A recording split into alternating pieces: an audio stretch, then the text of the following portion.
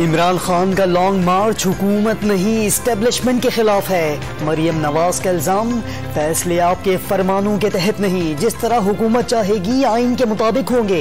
वजीर आजम और वजीर आला को इमरान खान को गिरफ्तार न करने का कहा है। नायब सदर नून लीग की प्रेस कॉन्फ्रेंस। अवाम और पुलिस को कभी नुकसान नहीं पहुंचाया, जितने भी एहतजाज किए कानून और आइन के मुताबिक किए।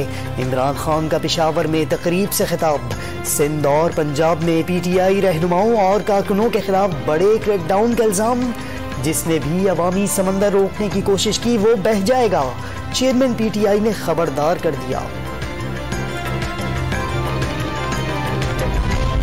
पीटीआई वाले कह रहे हैं कौमी असम्बली में ओपोजिशन लीडर उनका बना दें, वापस आ जाते हैं। ख्वाजा आसिफ का इंकशाफ, नवाज शरीफ ना अहल हुए तो वो पिच पर लेटे, ना ही विकटें उखाड़ी। कानून और अदलिया के फैसले पर सर तस्लीम खम किया। वजीर दिफा का कौमी असम्बली में इजहार ख्याल, जलाओ घेराओ और मार डालो का नारा लगाने वालों का रास्ता जरूर रोकेंगे। ख्वाजा आसिफ का ऐलान।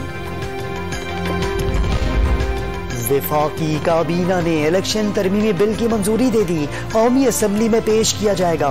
साबिक हुकूमत ने इलेक्शन कमीशन को एतमाद में लिए बगैर कानून साजी की। ई वोटिंग और ओवरसीज वोटिंग को पायलट प्रोजेक्ट के जरिए जांचा जाएगा। और कहूटा के गांव नड़ में मई मट्टी का तौदा गिर दबकर जा बहक 4 खवातीन की शनाख्त हो गई। 3 शदीद जख्मी खवातीन को भी निकाल लिया गया।